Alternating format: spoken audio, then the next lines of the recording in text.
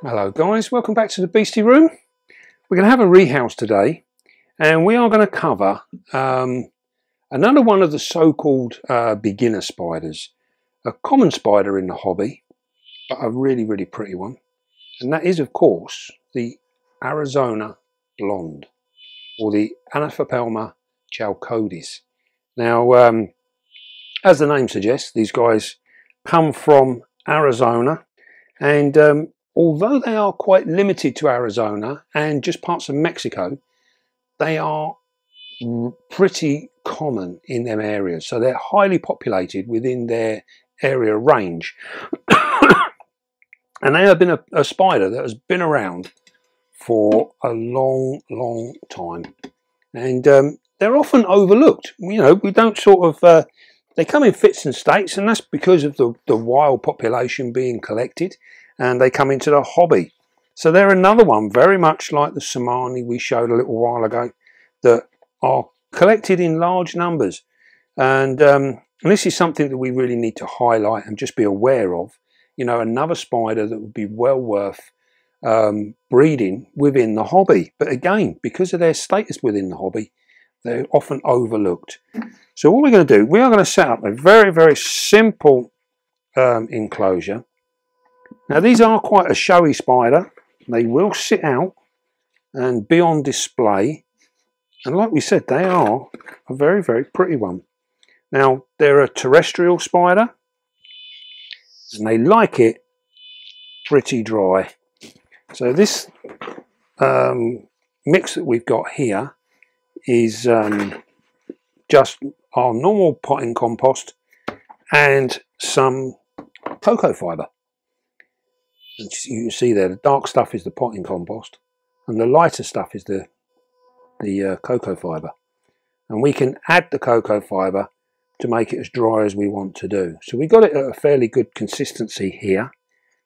There's you don't need too much. Now this will in turn, in this room, because it's warm in here, this will dry out quite a bit. So that's not going to be a problem, because these guys they are an arid spider, but very much like many of the other arid spiders, things like the Samanis, the oh dearie me, I'm clean out of my mind, the roseas. All these spiders, although they are an arid species, they will tolerate quite a high humidity. So what we're looking for, we're going to keep them with a relatively dry substrate, but we can moisten up a corner. And we found with ours, they really do benefit from this rather than being absolutely bone dry. So we're going to make up this very simple enclosure. We're going to give our spider a nice cork hide here, and we're going to sort of half bury that down into there. I'm going to cover it up a bit. And what we can do, we just want to give her somewhere to retreat. Now that the fact that they will actually sit outside an awful lot, they won't generally use much of this this hide, as it were. So it's really there just to give the spider the option. We've got some fake plants here because, other than some of the succulents, which we will experiment with later on, when we got a little bit more space and time to play around, we will look into some of these live succulents, which is basically what these are. These are fake succulents here, and they do look really cool. So it'd be nice to see what we can get away with in the live situation, to see how they go for there. Now we're going to use these ones just to add a little bit of colour to the enclosure, nothing else. That's all it's doing, adds a little bit of colour. We've got a nice bit of dragonstone here. We saw we used some of this in with our Samani as well, so we can put that in there as well. And hopefully what we're hoping for is our spider will perhaps go and have a sit out and what have you. And then we've got our water bowl. Most important that we have a good sized water bowl, because these guys will drink. So we're going to tap that in there. We're just going to put that in the corner. Now she'll probably come along and move everything around and throw it all out, and we just need to keep an eye on that, and then we can muck about and do what we want with it afterwards. Once she sets up home, most of them will settle down and they'll leave things alone for a little while. So there you go, a very, very nice, simple enclosure. I'm going to fill our water up.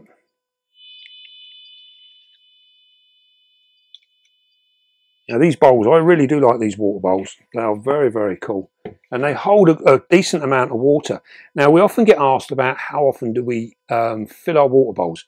With these ones, we generally fill them once a week.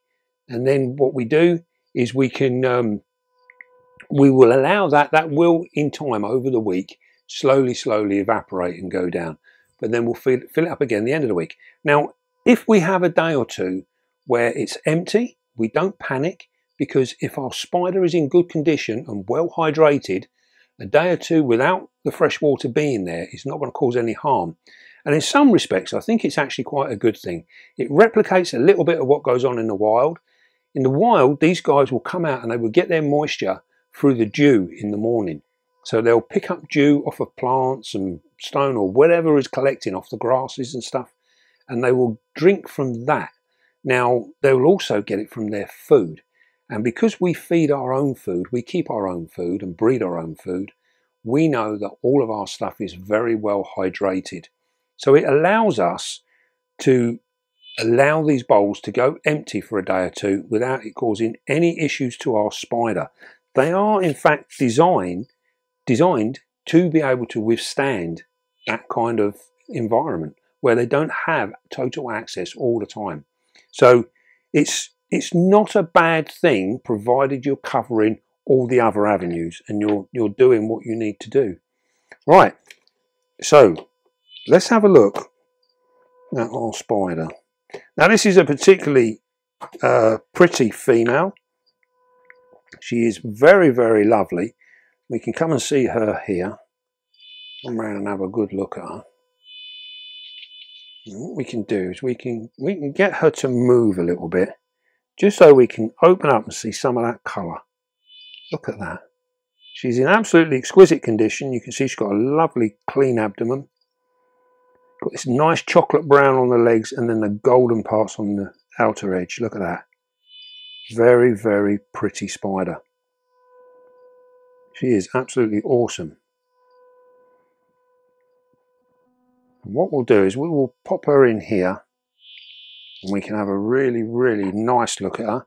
You get to see some close-ups of her now.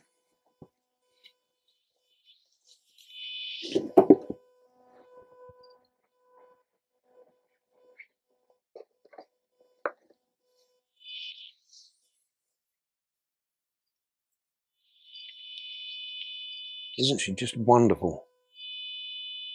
Now these guys are pretty docile, and occasionally you do get one that's a little bit feisty, a little bit defensive.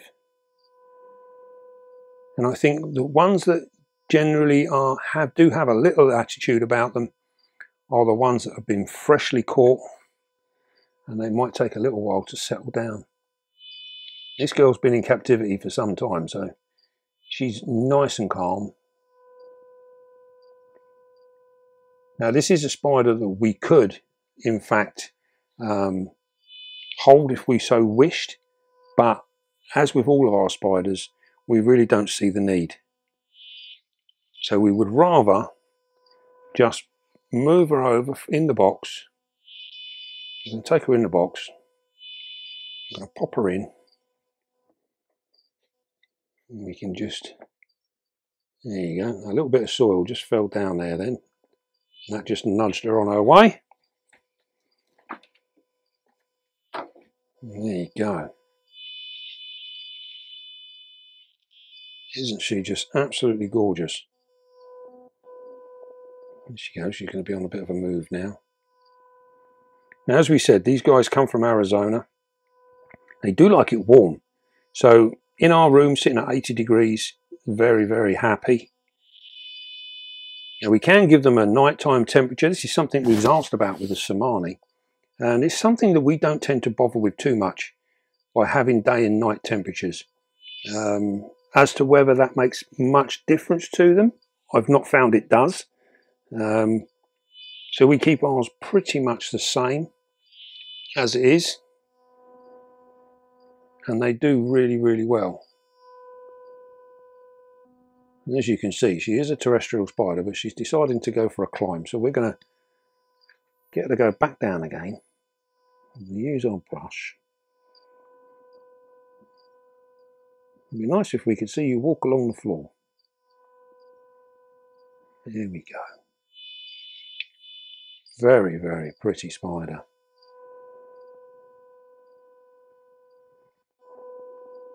There you go, look at that. See what?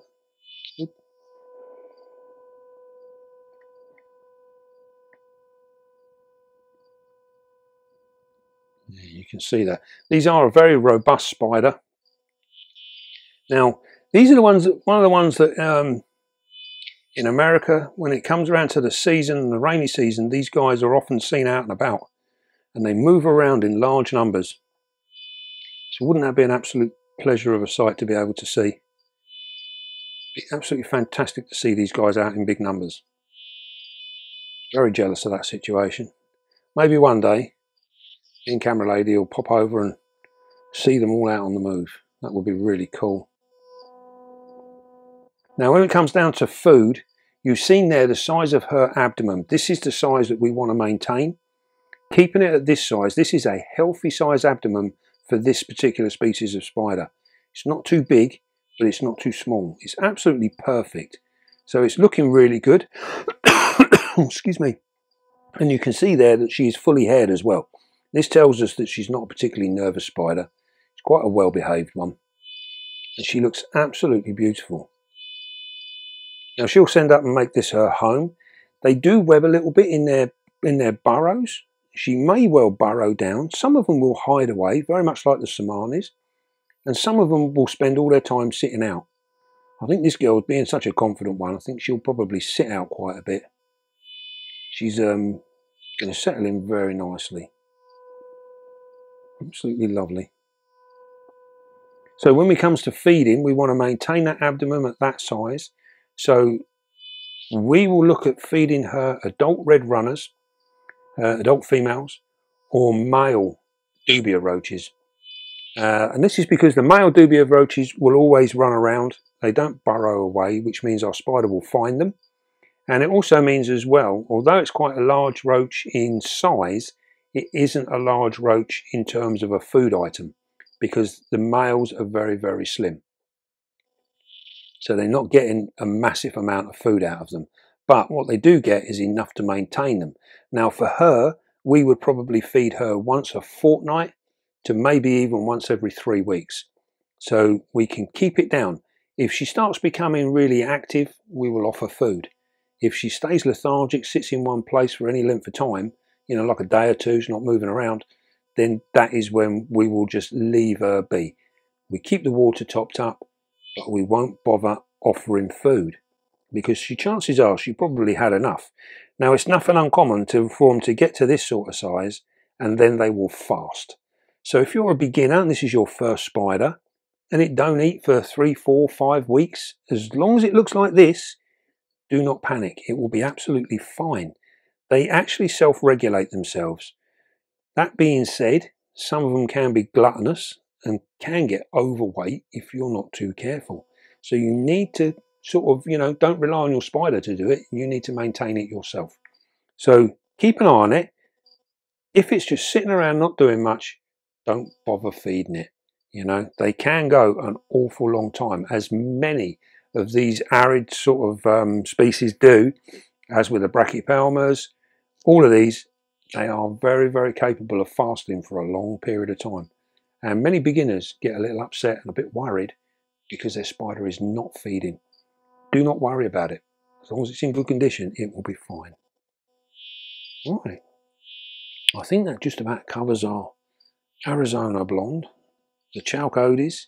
What a beautiful, beautiful spider, and very, very overlooked. Right then, I hope you enjoyed that. Nice, simple little video, and a little touch on a very, very nice beginner spider. You will not go wrong with one of these if you're new to the hobby. One of the best spiders you'll get. Very, very sweet little spider. Right then, I hope you enjoyed that. Now, don't forget, be calm, be gentle, and love your spider. And we will see you soon, guys.